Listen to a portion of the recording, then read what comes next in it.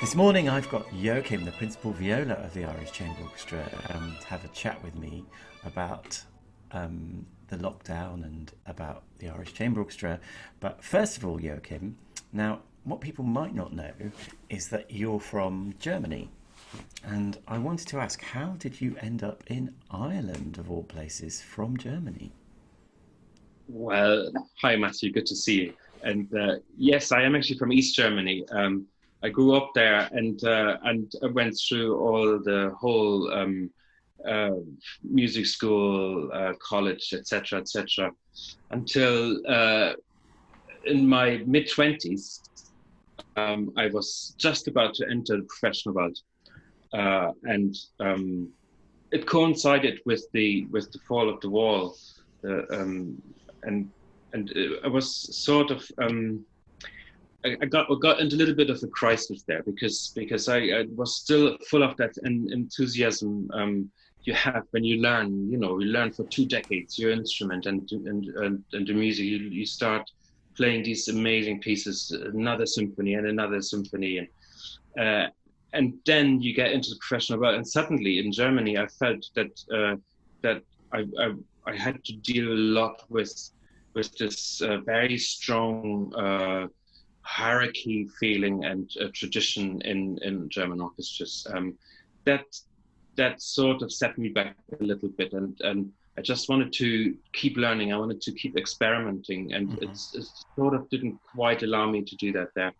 Uh, and also, of course, in my mid 20s, I hadn't been outside Germany at all, That's really. an amazing thought. 'Cause growing up behind the Iron Curtain, it wasn't really possible. So I was ready to go on an adventure, and then at that point, I saw the advert in the magazine that in Ireland a whole new chamber orchestra, every single position was advertised for, and I thought, well, I just got to do it.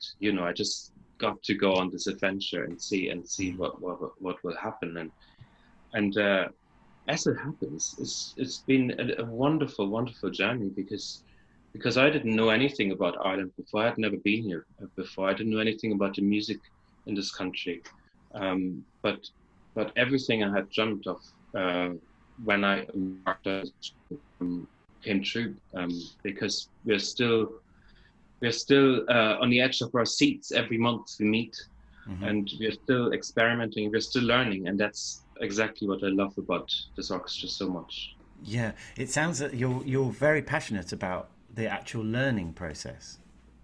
I'm for every musician, not to sit back and repeat or rely on anything you've learned before. I should really take the instrument out. You should see if you can search for something new, and to get closer to the music. So this is what we are doing, and it's quite unique, I think. Judging from my experience in other situations.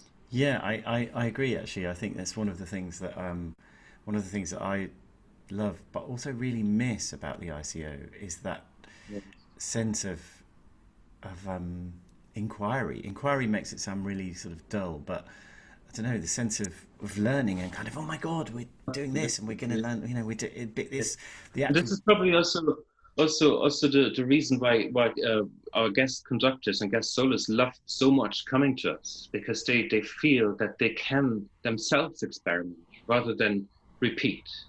Yeah. Uh, I think that's quite unique. Everybody who comes in mentions that this is a unique place. I think because of this possibility of searching. And sometimes in rehearsals, we are trying things out. That it's not just going through. We're trying things out, and I think that's quite unique. Yeah, and also that we try things out that don't work, that sound Yes, terrible. yeah, yeah. You just and try, and I think that gives so much life to the music, and yes, so it's really wonderful. Yeah. Now I we miss should. it terribly. Yeah, absolutely. Yeah. Now, we should also explain that to everybody listening that Joachim lives just outside of Killaloe. Is that right? That's right. Yeah, I Yeah. live in the rolling hills of East Clare. Very, very, very beautiful. Actually, the self-isolation was didn't come as a big problem to me because I'm quite isolated up here already. It was not much change.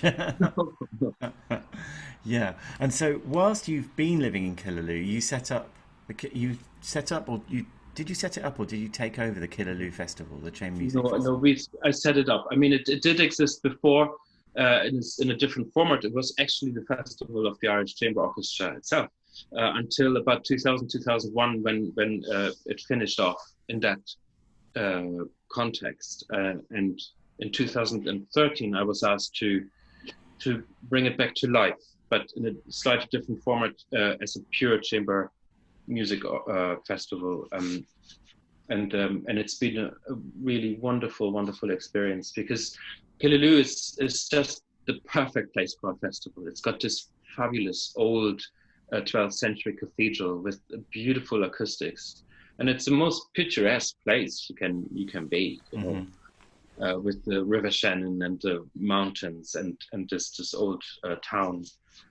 So I set it up and